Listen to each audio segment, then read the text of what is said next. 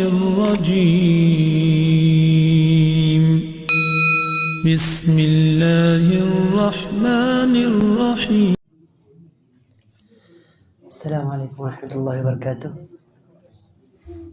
الحمد لله والصلاة والسلام على رسول الله وعلى آله وصحبه ومن والاه. اللهم انفعنا بما علمتنا وعلمنا ما ينفعنا وزدنا علما. اللهم أرنا الحق حقا وارزقنا اتباعه وأرنا الباطل باطلا وارزقنا اجتنابه. اللہ رب العزت کے فضل و کرم اور توفیق سے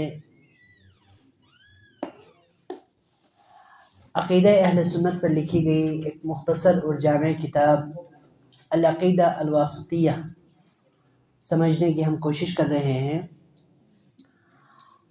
آخری جو ہمارا سبق تھا آیت الکرسی کے بارے میں تھا، جس کے بارے میں حضور اکرم صلی اللہ علیہ وآلہ وسلم نے اسے سب سے عظیم آیت قرار دی، اور اسی بنا پر امام ابن تیمیہ رحمہ اللہ نے اسماء و صفات کو ثابت کرنے کے لیے سب سے پہلے سب سے عظیم سورۃ الاخلاص اس کو بطور دلیل کے لایا. پھر اس کے بعد آیتوں میں سے سب سے عظیم آیت اس کو لایا. اس کے بارے میں امام ابن عثیمین رحمہ اللہ فرماتے ہیں کہ یہ آیت کتنی صفات پر مشتمل ہے؟ 26 صفات پر مشتمل ہے، اور اسماء کتنے اسماء پر؟ 5 اسماء پر مشتمل ہے. آپ اس سے اندازہ لگا لیں کہ امام رحمہ اللہ نے اس آیت کو یا اس صورت کو لانے کا اس کا کیا مقصد ہے؟ اسماء و صفات کو ثابت کرنا چاہتے ہیں. اور اس جو آیت ہے اس کی فضائل میں ایک یہ ہے کہ حضور اکرم صلی اللہ علیہ وآلہ وسلم نے فرمایا کہ کوئی شخص ہر فرض نماز کے بعد یہ آیت پڑھے تو جنت میں جانے کے لیے موت کے علاوہ کوئی چیز اسے نہیں روکے گی. اسی طرح حضرت ابو ہریرہ رضی اللہ عنہ کی حدیث ہے کہ آپ صلی اللہ علیہ وآلہ وسلم نے انہیں بیت المال کے جو سامان ہیں، بیت المال ہے، اس کی نگرانی کے لیے، اس کی حفاظت کے لیے آپ کو مامور کیا. رات کو ایک شخص آتا ہے اور کہتا ہے کہ ہمارے بچے بیمار ہیں، یعنی مجبور ہیں ہم، آپ ہمیں کچھ دے دیں. حضور اکرم صلی اللہ علیہ وآلہ وسلم کی چوکیداری کے بنا پر حضرت ابو ہریرہ کہتے ہیں نہیں، اور وہ اپنی حاجت اور ضرورت مندی پیش کرتے ہیں. حضرت ابو ہریرہ کو ترس آ کر اس کو تھوڑا کچھ دے دیتا ہے. حضور اکرم صلی اللہ علیہ وآلہ وسلم کو یہ واقعہ بتانے پر آپ صلی اللہ علیہ وآلہ وسلم نے فرمایا کہ وہ کل پھر تمہارا صاحب کل پھر آئے گا. دوسری رات کو وہ پھر آتا ہے حضرت ابو ہریرہ پھر اس پہ ترس کھا کر اس کو دیتا ہے. تیسری رات کو جب وہ تیسری بار آتا ہے حضور اکرم صلی اللہ علیہ وسلم کے کہنے کے مطابق، تو حضرت ابو ہریرہ رک جاتے ہیں اس کو دینے سے کہ تو جھوٹا ہے، 3 مرتبہ تو جھوٹ بول کر آ رہے ہیں. اس وقت اس نے بھی یہی بات کی، میں تمہیں ایک ایسی بات بتاؤں گا، اگر آپ اس پہ عمل کریں تو میں آپ کے پاس نہیں آ سکتا. تو انہوں نے کہا آپ رات کو یہ آیت ہے، آیت الکرسی پڑھ لیں، تو میں آپ کے پاس نہیں آ سکتا. حضور اکرم صلی اللہ علیہ وآلہ وسلم کے پاس آئے تو انہوں نے کیا کہا؟ اگرچہ وہ کہنے والا جھوٹا ہے لیکن اس کی یہ بات سچ ہے اور صحیح ہے. اور اسی طرح حضور اکرم صلی اللہ علیہ وآلہ وسلم نے حضرت ابو ہریرہ رضی اللہ عنہ کو فرمایا کہ رات کو اگر آپ اپنے بستر پر آ جائیں تو یہ آیت پڑھ لیں، آیت الکرسی پڑھ لیں. اگر یہ آیت پڑھ لیں تو اللہ رب العزت کے حکم سے ایک فرشتہ آپ کی حفاظت پر مأمور ہوگا. یہ اس آیت سے متعلق چند باتیں ہم نے پچھلی کلاس میں ہم نے کی تھی. امام ابن تیمیہ رحمہ اللہ اس کے بعد صفات کا ذکر کرتے ہیں. وقولہ سبحانہ وتعالی، قولہ سبحانہ، اللہ رب العزت کا ارشاد ہے، هو الاول، وہ اول ہے یعنی اللہ رب العزت، والآخر، اور وہ آخر ہے، والظاہر، اور وہ ظاہر ہے، والباطن، اور وہ باطن ہے، وهو بكل شيء علیم، اور وہ ہر چیز پر علم رکھنے والا، جاننے والا، اور جس کے بارے میں جاننے والا ہے۔ یہاں پر بھی اللہ رب العزت کے جو اسماء و صفات ہیں ان میں اول کا ذکر ہے۔ اللہ رب العزت اول ہے۔ اول سے کیا مراد ہے؟ اول سے کیا مراد ہے؟ قرآن و حدیث کی تفسیر کی سب سے بہترین تفسیر یہ ہے قرآن حدیث میں ہی ہو تو وہی تفسیر ہے۔ اول سے مراد کیا ہے؟ نبی صلی اللہ علیہ وآلہ وسلم کی حدیث ہے وَالْأَوَّلُ وَأَنْتَ الْأَوَّلُ لَيْسَ قَبْلَكَ شَيْءٌ وَالْأَوَّلُ وَلَيْسَ قَبْلَهُ شَيْءٌ۔ اول سے کا معنی کیا ہے؟ ایسی ذات اس سے پہلے کوئی چیز نہیں ہے۔ تو نبی صلی اللہ علیہ وآلہ وسلم نے خود اس کی تشریح کی، یعنی تفسیر کی، تو ہمیں دوبارہ تفسیر کرنے کی کوئی ضرورت نہیں ہے۔ اور یہ جو اول ہے اس میں کیا معنی پایا جاتا ہے؟ علی قدمہ و ازلیہ، اللہ رب العزت کی ازلیت کا معنی پایا جاتا ہے الاول میں، اور سب سے پہلے پایا جانا، یہ معنی پایا جاتا ہے۔ لیکن اول سے کیا مراد ہے؟ لیس قبلہ شیء۔ اس کی تفسیر کیا ہے؟ لیس قبلہ شیء، اول سے مراد، کیونکہ نبی صلی اللہ علیہ وسلم نے اسی طرح تفسیر کی۔ والآخر، آخر کی بھی تفسیر نبی صلی اللہ علیہ وآلہ وسلم نے خود فرمائی، لیس الذی لیس بعدہ شیء، لیس بعدہ شیء۔ آخر کی تفسیر کیا ہے؟ لیس بعدہ، ایسی ذات جس کے بعد کوئی چیز نہیں ہے، آخری ہم کہہ سکتے ہیں، آخری۔ اور اس میں اللہ رب العزت کے بقا اور ابدیت کا معنی پایا جاتا ہے۔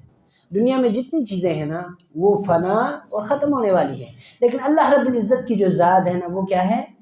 ازل سے ہے اور ابد تک، سب سے پہلے اول ہیں اور سب سے آخر ہیں، ٹھیک ہے۔ اور یہاں پر ہم کیا کہیں گے؟ آخر کا کیا اس کی کیا تفسیر ہے؟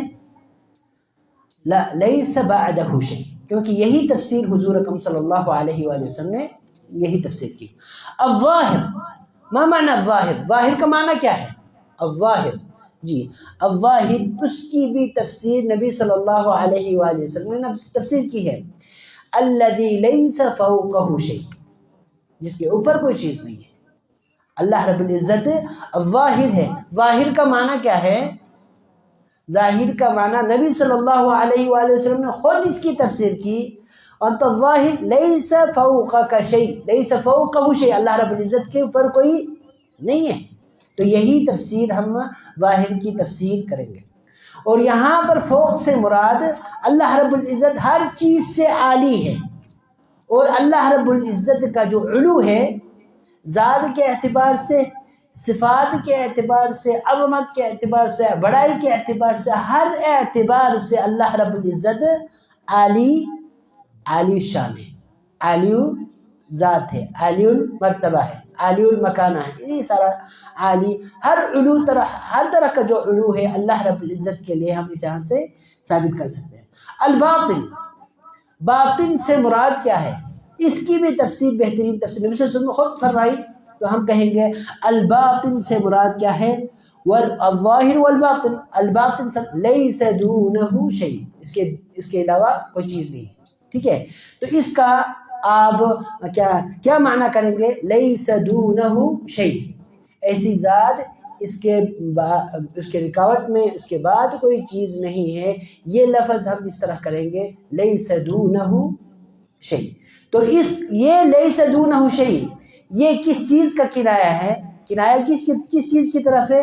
کہ اللہ رب العزت نے ہر چیز کو احاطے میں رکھا ہوا ہے، ہر چیز اللہ تعالیٰ کے احاطے میں ہے، اللہ تعالیٰ کو ہر چیز پر دسترس حاصل ہے، یہ معنی لیس هو الباطن کا معنی ہے، ٹھیک ہے۔ اور اس میں اللہ رب العزت ہر چیز کے باطن میں ہے۔ باطن کا معنی کیا ہے؟ کہ اللہ رب العزت کے قربت اور معیت کا معنی پایا جاتا ہے۔ اللہ رب العزت ہر چیز سے، ہر انسان سے قریب ہے، اس کے درمیان کوئی رکاوٹ نہیں ہے، قریب ہے، اور اللہ رب العزت ہر انسان کے ساتھ معیت میں ہے۔ معیت اللہ، اللہ تعالیٰ کی معیت انشاءاللہ آگے اس کی تفصیل آئے گی۔ تو اللہ رب العزت کے قربت اور معیت کا بھی معنی اس باطن میں، لفظ باطن میں پایا جاتا ہے۔ وَهُوَ بِكُلِّ شَيْءٍ عَلِيمٌ، اور وہ ہر چیز کے بارے میں علم رکھنے والا۔ انسان کا علم باقی جو مخلوقات ہیں اس کا علم اور اللہ رب العزت کے علم میں فرق یہ ہے کہ اللہ رب العزت کا جو علم ہے وہ مطلقاً علم ہے، اس میں تحدید نہیں ہے۔ انسانوں کے اور مخلوق کے علم میں وہ تحدید ہے، نسبی ہے۔ میں جانتا ہوں کس چیز کے بارے میں، کسی بھی چیز کے بارے میں ایک لمٹ، ایک محدود حد تک میں جانتا ہوں۔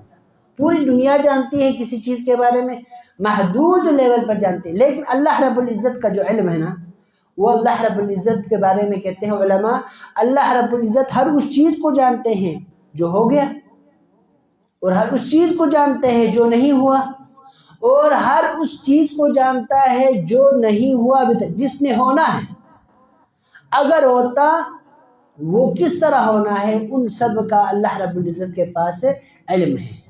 ٹھیک ہے، اللہ تعالیٰ کا جی، اور یہ صفت علم ایک عظیم صفات میں سے ہے، صفت علم ایک عظیم صفات میں سے ہے۔ اسی سے امام اہل سنت والجماعت کے ایک عظیم امام گزرے ہیں، انہوں نے صفت علم پر مناظرہ کیا ان لوگوں کے ساتھ جو اللہ رب العزت کے علم کو نہیں مانتے، صفت علم کو نہیں مانتے۔ تو وہ مناظرہ کرتے ہوئے فرماتے ہیں کہ اللہ رب العزت نے اپنی کتاب میں، قرآن مجید میں، کسی فرشتے، نبی کے بارے میں یہ جاہل ہے، اس کے جاہل یعنی اس کے جاہل نہیں ہے کہہ کر اس کی تعریف نہیں کی، بلکہ وہ عالم ہے، اس کے پاس علم ہے کہہ کر اس کی تعریف کی۔ معنی کیا ہے؟ معنی یہ ہے، اگر آپ کہیں نا یہ عالم ہے تو اس کا معنی کیا ہوتا ہے؟ جاہل نہیں ہے۔ لیکن اگر کسی کے بارے میں یہ کہیں یہ جاہل نہیں ہے، اس کا معنی یہ نہیں ہوتا یہ عالم ہے۔ تو صفت علم ثابت کرنا یہ تعریف ہے، صفت جہل کے نفی کرنا یہ تعریف نہیں ہے۔ دوبارہ، اگر آپ کسی سے کہیں نا، یہ کسی کے بارے میں کہیں فلان شخص اس چیز کے بارے میں جانتا ہے، یہ عالم ہے، اس کا مطلب کیا ہوا؟ وہ جاہل نہیں ہے۔ لیکن اگر کسی کے بارے میں کہا یہ جاہل نہیں ہے، تو اس کا معنی یہ نہیں ہوتا ہے کہ اس کو اس بارے میں مکمل علم ہو، یہ نہیں آتا ہے۔ اسی لیے اللہ رب العزت نے علم کے بارے میں تعریف کی نا، تو انبیاء اور رسل، ملائکہ، اس کے بارے میں کہا ان کو علم ہے، جہل نہیں ہے، جہل کا نفی نہیں کیا۔ اسی طرح اللہ رب العزت کی صفت علم، اللہ رب العزت صفت علم سے متصف ہے۔ اس کی عقلی دلیل بھی علماء رحمہ اللہ فرماتے ہیں، یہ جو کائنات ہے نا، اس کی پیدا کرنا کیا اللہ رب العزت نے پیدا کیا نا؟ کوئی بھی چیز یعنی بہت اچھی چیز، مثلا ہم کہیں آج کل ہر ایک جانتے ہیں موبائل کے بارے میں، آپ کے پاس ایک بہترین موبائل ہے، بہترین موبائل بنانے والا فلان شخص ہے، وہ بنانے والا شخص، موبائل آپ کے پاس بہترین موبائل ہے اور بنانے والا شخص، اس کے بارے میں ہم کیا کہیں گے؟ وہ شخص بھی بہت زبردست علم رکھنے والا ہوگا۔ یہ نہیں ہو سکتا ایک جاہل شخص ایک بہترین، ایک اعلیٰ کوالٹی کی چیز بنائے۔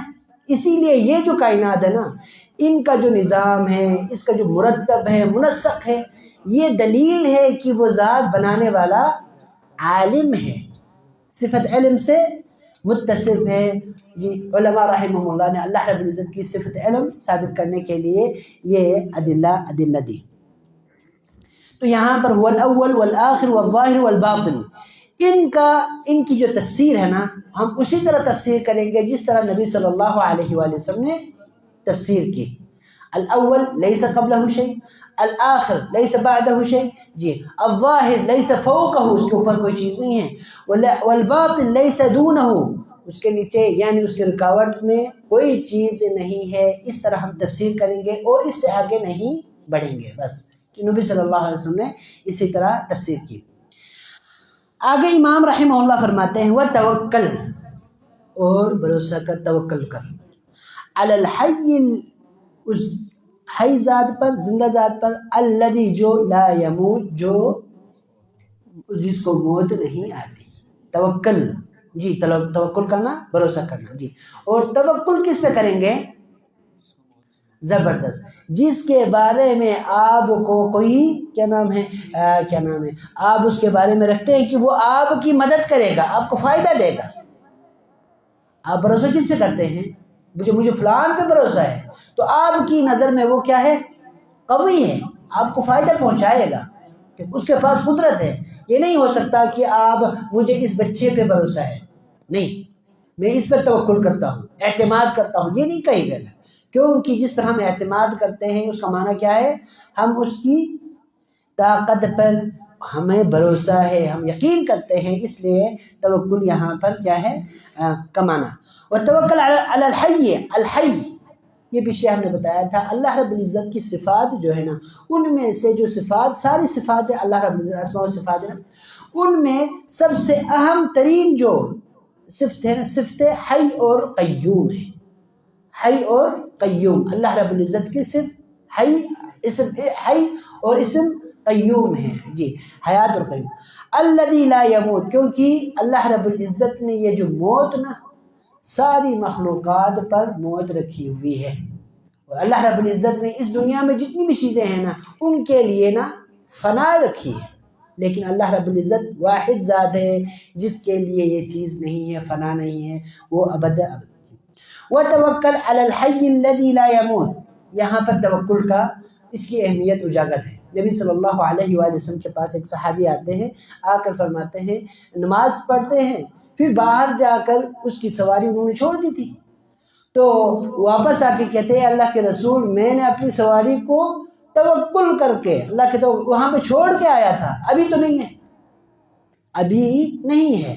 تو نبی صلی اللہ علیہ وآلہ وسلم نے پیارا قاعدہ دیا، اعقلها، پہلے اس کو باندھ لیں، وتوکل علی اللہ، پہلے دنیا کے اسباب ہے نا وہ بروکار لانا ہے، جتنے اسباب ہیں نا وہ اپنی استطاعت کے مطابق، پھر اس کے بعد اللہ تعالیٰ پر توکل۔ اسی لیے حضور اکرم صلی اللہ علیہ وسلم کی زندگی کو دیکھ لیں، آپ نے کفار سے لڑنے کے لیے جتنی آپ میں استطاعت تھی نا وہ آپ نے اس حساب سے آپ نے تیاری کی، پھر اس کے بعد اللہ تعالیٰ پر توکل کیا۔ تو توکل کا یہ معنی نہیں ہے اسباب کو چھوڑ دیں، لیکن یہ مکمل اسباب پہ بھروسہ کرنا یہ توکل کے خلاف ہے۔ جی ہمارا جو قلعہ ہے نا بہت مضبوط ہے، کوئی ہمیں کچھ نہیں کر سکتا، کیونکہ قلعہ کیا ہے؟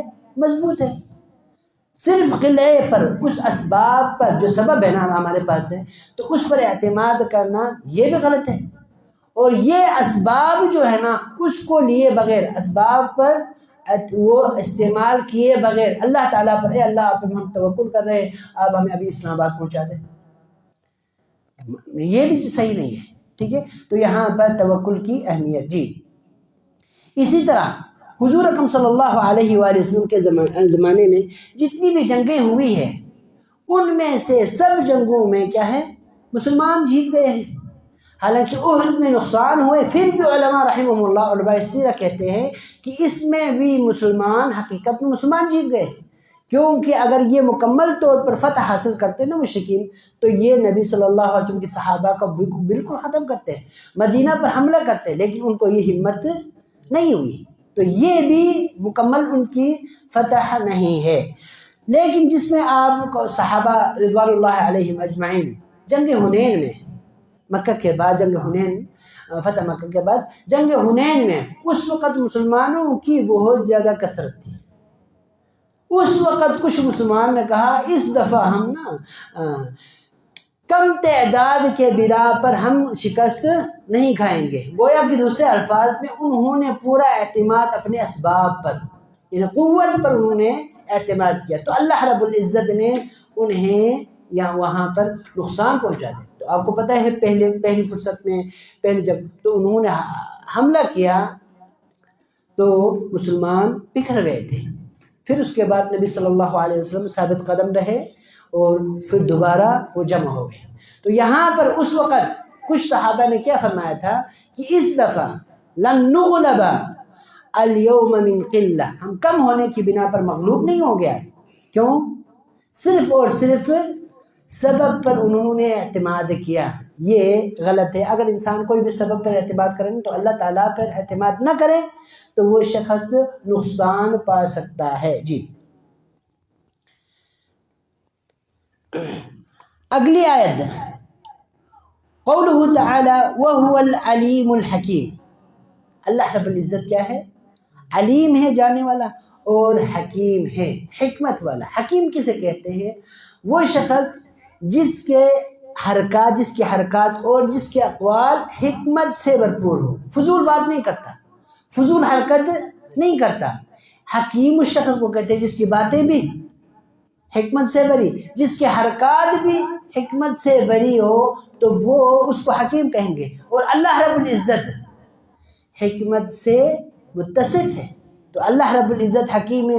اللہ رب العزت نے جو چیزیں بنائی ہیں اس میں بھی حکمت ہے۔ اللہ رب العزت کسی پر کوئی انعام کرتا ہے اس میں بھی کوئی حکمت ہے، کسی پر کوئی عذاب دیتا ہے کسی قوم پہ اس میں بھی حکمت ہے۔ اللہ رب العزت کے ہر فعل میں حکمت ہے۔ وَهُوَ الْعَلِيمُ الْحَكِيمُ، یہاں پر اللہ رب العزت کے کیا نام ہے؟ ہر حکم میں ایک حکمت ہے۔ اور یہاں پر العلیم پہ بہت زیادہ بات ہوئی۔ الحکیم، حکیم میں دو معنی پایا جاتا ہے۔ حکیم میں دو معنی، ایک ہے حکم کا معنی، ایک ہے حکم کا معنی۔ یہ کہتے ہیں کہ حکیم اصل ہا کاف اور میم، یہ اس کا اصل جڑ ہے، اس کلمے کا اصل جڑ ہے۔ اور ان کا معنی کیا ہے؟ دو معنی ہے۔ ایک معنی ہے حکمت، یعنی حکومت کے معنی میں، حکومت کے معنی میں اپنا کیا نام ہے، اپنی بات بنوانا، جس طرح کنٹرول کرنا، اس کا معنی میں، ٹھیک ہے۔ ایک ہے کیا ہے؟ حکم کے معنی میں، حکومت آپ اپنی بات بنوا لیں، کسی کو کہیں میرا یہ آرڈر ہے، یہ حکم ہے، یہ معنی پایا جاتا ہے۔ دوسرا یہ ہے الاحکام، احکام کا معنی ہے اس کی جو باتیں ہیں، اس شخص کی جو باتیں ہیں یا اس کی جو حرکات ہے، جو کام ہے نا، اس کے کام ہیں، وہ حکمت سے منضبط، ہر طرح سے پائیدار ہے، ٹھیک ہے۔ تو یہ دو معنی پائے جاتے ہیں، اور اللہ رب العزت کے بارے میں یہ دونوں معنی 100% صحیح ہے۔ اللہ رب العزت کا حکم، اس کے سامنے کس کا حکم چلتا ہے؟ اللہ رب العزت کا ہر طرح سے حکم اسی کا ہی چلتا ہے، دنیا میں اور آخرت میں۔ اور احکام بمعنی منضبط کے معنی میں ہر طرح سے پائیدار، عمدہ۔ اللہ رب العزت کا کوئی بھی فعل میں کہیں پہ بھی کوئی کمی اور نقص نہیں ہے۔ ہر فعل میں ایک حکمت ہوتی ہے، اور وہ حکمت انسانوں کو پتہ چلے یا نہ چلے، لیکن ایک حکمت ضرور پنہاں اور پوشیدہ ہوتی ہے۔ وَهُوَ الْعَلِيمُ الْحَكِيمُ، جی۔ اور یہ جو اللہ رب العزت کا حکم ہے نا، اللہ رب العزت کا حکم ہے، حکم کی دو قسمیں ہیں، حکم کی دو قسمیں، ایک کہتے ہیں الحکم الکونی، ایک ہے الحکم الشرعی۔ حکم کونی کا معنی یہ ہے دنیا میں اللہ رب العزت حکم دیتے ہیں کسی چیز کے پیدا کرنے کے حوالے سے۔ مثلا اللہ رب العزت فرمائیں گے کہ یہ پہاڑ ہے، پیدا ہو جا، تو اللہ رب العزت کے حکم سے وہ پہاڑ یا جو بھی مخلوق ہے پیدا ہونا، اس میں اللہ رب العزت کی پسند ناپسند کا کوئی دخل نہیں ہے۔ دوسرا یہ ہے حکم شرعی کہتے ہیں، اللہ رب العزت کا حکم شرعی۔ اللہ رب العزت نے کوئی حکم دیا، مثلا ہمیں نماز پڑھنے کا حکم دیا، اس کو کیا کہیں گے؟ حکم شرعی، جس میں اللہ رب العزت پسند اور ناپسند دخل ہوتا ہے۔ اللہ رب العزت چاہنے والی چیزوں کے بارے میں اللہ تعالیٰ کہتے ہیں کہ ایسا کریں یا نہ کریں، اس کو کیا کہیں گے؟ حکم شرعی، جی۔ یہاں پر ایک اور نقطہ ہمارے کچھ علماء رحمہ اللہ نے نقطہ استنباط کیا، اللہ رب العزت کو علیم اور حکیم جس نے مان لیا نا، علیم کا معنی اس کے ذہن میں ہے اور حکیم کا جو دو معنی ذکر کیا وہ اس کے ذہن میں ہے نا، تو وہ کیا کرے گا؟ اس کو سکون قلبی حاصل ہوگا۔ کیوں؟ کیونکہ وہ ذات میرے بارے میں سب کچھ جانتا ہے، اور وہ ذات اس کا جو ہر حکم، ہر بات، ہر فیصلہ حکمت سے بری ہے، تو مجھے کیا ٹینشن؟ تو جس نے اس دو معنی کو اچھی طرح جان لیا تو وہ شخص سکون قلبی، راحت نفسی پا لیتا ہے۔ تو یہ جو معنی ہے یہ علیم اور حکیم صرف ایک دو لفظ نہیں ہے، بلکہ اگر کسی نے اس کا معنی اچھی طرح ایمان اور یقین کے ساتھ اس نے جان لیا، اس پر ایمان لایا نا، تو اس کو سکون قلبی اور راحت نفسی مل جاتا ہے، طمانینت ہر طرح سے وہ یعنی ذہنی طور پر سکون حاصل کرتا ہے، کیونکہ اس کا جو مالک ہے علیم ہے، اس کے ساری چیزوں کے بارے میں کہوں نہ کہوں اللہ کو پتہ ہے، میری حالت کا اللہ کو پتہ ہے، اور اللہ رب العزت نے جو کچھ میرے بارے میں فیصلہ کرنا ہے وہ محکم فیصلہ ہوگا، حکمت سے بڑی باتیں ہوگی، یعنی حکمت سے بڑا وہ حکم ہوگا، اس لیے مجھے کوئی پریشانی ہونے کی ضرورت نہیں ہے الحمدللہ۔ وَهُوَ حکیم الخبیر۔ اچھا اگلی آیت انہوں نے ذکر کیا وَهُوَ الحکیم الخبیر۔ حکیم کا معنی ابھی ذکر ہوا، الخبیر، خبیر کا معنی بھی علیم کے معنی میں، خبر رکھنے والا، علم رکھنے والا، اس کے لیے اللہ رب العزت کے لیے خبیر کا لفظ یہاں پر استعمال ہوا، ٹھیک ہے۔ کچھ علماء رحمہم اللہ نے خبیر اور علیم میں فرق کیا، علیم اور خبیر میں فرق کیا۔ خبیر کا معنی کیا ہے؟ علیم کا معنی مطلقاً ساری چیزوں کے بارے میں، علیم کا معنی عام چیزوں کے بارے میں جاننے والا، خبیر میں باطنی چیزوں کے بارے میں بھی جاننے والے کے لیے لفظ خبیر کہا جاتا ہے، لفظ خبیر یعنی آپ کے باطن اور پوشیدہ چیزوں کے بارے میں جاننے والے کے لیے کا معنی اس میں کیا ہے؟ خبیر میں یہ معنی پایا جاتا ہے، اگرچہ اکثر طور پر خبیر اور علیم بھی معنی ایک ہی معنی میں استعمال ہوتا ہے۔ یعلم وہ ذات کیا ہے؟ جاننے والا ہے، ما یلج فی الارض جو زمین میں داخل ہوتی ہے، وما یخرج منہا اور جو کچھ اس سے نکلتی ہے، وما ینزل من السماء اور جو آسمان سے اترتی ہے جو بھی چیزیں، وما یعرج فیہا اور جو چیز آسمان کی طرف چڑھتی ہے۔ اللہ رب العزت یہاں پر ساری آیات صفت علم پر دلالت کر رہی ہے، اللہ رب العزت جاننے والا ہے، اس کی دلیل کے طور پر امام رحمہ اللہ ان آیات کو ذکر کر رہے ہیں۔ یعلم وہ جانتا ہے، کیا جانتا ہے؟ ما یلج فی الارض جو زمین میں داخل ہوتا ہے، کیا کیا چیزیں زمین میں داخل ہوتی ہے؟ بارش ہے جی، آب کے حشرات وغیرہ ہیں، کیڑے مکوڑے ہیں، اور آب کے جو دانے وغیرہ ہیں جی، اور آپ کے مردے ہیں جی، یہ ساری چیزیں، اور اس کے علاوہ بھی جو چیز زمین میں داخل ہونے والی ہے نا اس کا علم اللہ کے پاس ہے، اللہ جانتا ہے ان سب کو جی۔ وما یخرج منہا اور زمین سے نکلنے والی چیزیں، کیا کیا چیزیں زمین سے نکلتی ہیں جو ہمیں پتہ ہے؟ پانی نکلتا ہے جی، آپ کے پاس فصلیں نکلتی ہے، اور آپ کے پاس کیا کیا چیزیں؟ اور خزائن ارض ہے، زمین کے خزانے نکلتے ہیں، اور اسی طرح حشرات، کیڑے مکوڑے، سب کی چیزیں نکلتی ہیں۔ ان سب کا علم اللہ رب العزت کے پاس ہے، اللہ کو ہر ایک چیز کا پتہ ہے، کیا زمین میں داخل ہو رہی ہے اور کیا زمین سے نکل رہی ہے۔ وما ينزل من السماء اور اسی طرح آسمان سے اترنے والی چیزیں، اور آسمان سے کیا کیا چیزیں اتر رہی ہے اس کا بھی اللہ رب العزت کو علم ہے۔ وما يعرج فيها اور جو چیزیں آسمان کی طرف چڑھتی ہے، اٹھتی ہے۔ آسمان سے اترنے والی چیزوں میں کیا ہے؟ بارش ہے، ماشاءاللہ بارش ہے، واضح ہے بارش ہے۔ آسمان سے جو کیا نام ہے شعاعیں آ رہی ہیں، کتنی شعاعیں، اس میں کتنے کیا نام ہے، کتنی طاقت ہے، یہ سارا اللہ رب العزت کو پتہ ہے۔ بارش کی کتنے قطرے ہیں، کتنا پانی، اس کی مقدار کتنی ہے، اللہ رب العزت کا کوئی اسی طرح فرشتے کون، کب، کیوں، یہ سارے اللہ رب العزت کو پتہ ہی اتر رہے ہیں، کب اتر رہے ہیں۔ اور اسی طرح اللہ رب العزت کے احکامات، کون کون سے احکامات اللہ رب العزت اتار رہے ہیں جی، اور اللہ رب العزت عذاب، رحمتیں، نعمتیں اور نعمتیں، یہ ساری چیزیں ہمیں پتہ نہیں ہے کہ دنیا کے دوسرے کونے میں کیا ہو رہا ہے، اور لیکن اللہ رب العزت کو پوری کائنات میں کیا کچھ ہو رہا ہے، آسمان سے کیا اتر رہا ہے، یہ اللہ رب العزت کو پتہ ہے۔ وما يعرج فيها اور کیا چیزیں اوپر چڑھ رہی ہے، اٹھ رہی ہے، کیا کیا چیزیں اٹھتی ہیں؟ اعمال، چاہے وہ برے اعمال ہو یا نیک اعمال، وہ اٹھائے جا رہے ہیں۔ اللہ رب العزت کو ان سب چیزوں کا پتہ ہے۔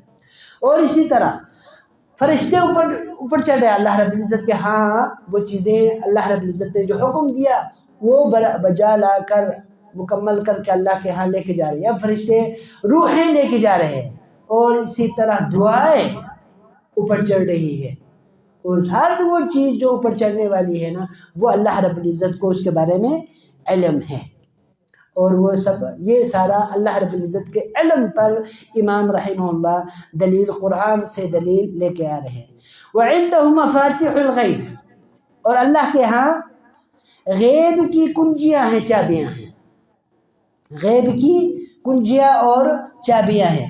وَمَا لَا يَعْلَمُهَا، کوئی نہیں جانتا اس غیب کی باتوں کو، إِلَّا هُ، سوائے وہی ذات، وَهُوَ، اور وہ ذات، يَعْلَمُ، جانتا ہے، مَا فِي الْبَرِّ، خشکی میں جو کچھ ہے، وَالْبَحْرِ، اور سمندر پانی میں جو کچھ ہے، وَمَا تَسْقُطُ مِنْ وَرَقَةٍ، اور کوئی بھی جو ورقہ گرتا ہے نا، وہ بھی اللہ رب العزت کو پتہ ہے، علم ہے جی۔ وَمَا تَسْقُطُ، اور نہیں گرتا، مِنْ وَرَقَةٍ، کوئی بھی ورقہ، إِلَّا، مگر، يَعْلَمُهَا، اللہ رب العزت اسے جانتا ہے، وَلَا حَبَّةٍ، اور نہیں کوئی دانہ، فی ظلمات الارض، زمین کے اندھیروں میں، ولا ربط، اور نہیں کوئی تر گیلا، ولا یابس، اور نہیں کوئی خشک چیز، الا، مگر، فی کتاب مبین، ایک واضح اور کھلی کتاب میں یہ ساری چیزیں لکھی ہوئی ہے۔ تو اللہ رب العزت کے علم کے بارے میں یہ سب سے بڑی دلیل، اللہ رب العزت کے پاس ان ساری چیزوں کا پتہ ہے۔ سب سے پہلی چیز، وَعِندَهُ مَفَاتِحُ الْغَيْبِ، مفاتح الغیب، غیب کی چابیاں اللہ کے پاس ہیں، ٹھیک ہے، اللہ کے پاس غیب کی چابیاں ہیں جی۔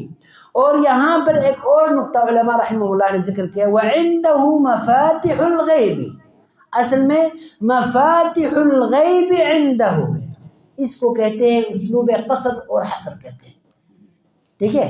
اس کی مثال یہ ہے، محمد طالب علم ہے، اور دوسرا کیا ہے، طالب علم تو محمد ہی ہے، ٹھیک ہے، محمد طالب علم ہے، یہ نارمل جملہ ہے، اور طالب علم تو محمد ہی ہے، اس میں تخصیص کا معنی پایا جاتا ہے۔ یہاں پر بھی یہ تخصیص کا معنی ہے، یعنی غیب کی جو چابیاں ہیں نا، اسی کے پاس ہی ہے، اللہ کے پاس ہی ہے، اس کے علاوہ کسی کے پاس نہیں ہے۔ یہ غیب کی جو چابیاں ہیں نا، اور یہ غیب کی چابیاں کیا ہے، غیب کی چابیاں کیا ہے، نبی صلی اللہ علیہ وسلم کا نام ہے، اللہ رب العزت نے دوسری جگہ پر فرمایا، ان اللہ عنده علم الساعہ، غیب کی چابیاں کیا نام ہے، قیامت کب آئے گی یہ کسی کو پتہ نہیں ہے، کسی نبی کو، کسی فرشتے کو کوئی پتہ نہیں ہے جی۔ وَيَنزِلُ إِنَّ اللَّهَ عِندَهُ عِلْمُ السَّاعَةِ وَيَنزِلُ الْغَيْثَ، اور بارش کب اترے گی، بارش کب ہوگی، اگرچہ اس وقت وہ لوگ بتاتے ہیں، لیکن کبھی کبھار غلط بھی ہوتے ہیں، اور اگر انہوں نے سچ بھی بتایا، صحیح بھی بتایا، لیکن اس وقت تک اتنا کوئی نہیں کہہ سکتا کہ کتنا دن، یعنی کتنی مقدار میں، کہاں پر، اور یہ بارش فائدہ دے گی یا نقصان دے گی، یہ چیزیں تو کسی کے باپ بھی نہیں بتا سکتا، صحیح ہے۔ تو یہ وَيَنزِلُ الْغَيْثَ وَيَعْلَمُ مَا فِي الْأَرْحَامِ، جو مادہ ہیں ان کے پیٹ میں کیا ہے وہ ہے، لیکن اگر کوئی شخص کہ اس وقت ہمیں پتہ چل جاتا ہے مشین کے ذریعے، تو ہم کہیں کہ شروع کے ایام میں کوئی نہیں بتا سکتا، شروع کے ایام میں کوئی نہیں بتا سکتا، لیکن اگر بتا بھی دیں، اس کو یہ پتہ نہیں ہے کہ وہ کس طرح کا ہوگا، کیا کیا کام کرے گا، اس کے کیا نام ہے، وہ کیا کمائے گا، اس کی قسمت کیا ہوگی، یہ چیزیں تو کوئی نہیں بتائے گا نا، مکمل معلومات نہیں بتا سکتا جی۔ اسی طرح وَمَا تَدْرِي نَفْسٌ مَاذَا تَكْسِبُ غَدًا، کل وہ کیا کمائیں گے، اس کا بھی اس وقت، یعنی ترقی یافتہ دور میں، اس زمانے میں بھی کوئی نہیں بتا سکتا کہ کل ایک شخص نے کیا کرنا ہے۔ اور اسی طرح وَمَا تَدْرِي نَفْسٌ بِأَيِّ أَرْضٍ تَمُوتُ، جی، کہاں پر کس کی موت واقع ہوگی اس وقت بھی سائنس کو پتہ نہیں ہے، ان کو نہیں بتا سکتے کہ یہ شخص کہاں پر فوت ہوگا۔ یہ ہے کیا ہے؟ مفاتیح الغیب خمسہ، 5 چیزیں جن کا علم اللہ کے علاوہ کسی کے پاس نہیں ہے۔ جی، لا یعلم الا ویعلم ما فی البر والبحر، ہر خشکی میں جو چیز ہے اللہ رب العزت کا جو علم ہے نا وہ اس میں کیا ہے؟ مطلق علم ہے۔ دنیا کے پاس جتنا بھی بڑا شخص ہے، تعلیم یافتہ شخص ہے، تو اس کا جو علم ہے نا یہ کیا ہے؟ نسبی ہے، ایک محدود علم ہے، لیکن اللہ رب العزت کا جو علم ہے وہ مطلق ہے۔ ما فی البحر ما فی البر والبحر، اللہ رب العزت خشکی میں جو چیز ہے، جو بھی چیز ہے جس کے بارے میں تعداد، فائدہ، نقصان دہ، فائدہ ہونے، یہ ساری چیزوں کا اللہ رب العزت کے پاس۔ وما تسقط من ورق، اور ایک پتا بھی جو گرتا ہے نا اس کا علم کب گر رہا ہے، کہاں پہ گر رہا ہے، کتنے پتے گر رہے ہیں، یہ اللہ رب العزت کے پاس اس کا علم ہے جی۔ اور اسی طرح دانے، مٹی میں کتنے دانے ڈال رہے ہیں، کتنے دانے ہو رہے جا رہے ہیں، کتنے دانوں مفید ہے، یہ نکل آئے گا، اس کا فائدہ ہوگا، اس کا نقصان ہوگا، سارا علم اللہ کے پاس ہے۔ ولا ربط ولا یابس، اور نہ ہی کوئی تر اور نہ کوئی خشک، یہ کنایتاً کہتے ہیں ساری چیز کے بارے میں۔ رطب و یابس، رطب، یہ بندہ ہر رطب و یابس لیتا ہے۔ رطب و یابس کا معنی یہ ہے کہ ہر چیز کرتا ہے، یعنی یہاں پر ہر چیز کا اللہ رب العزت کے پاس علم ہے۔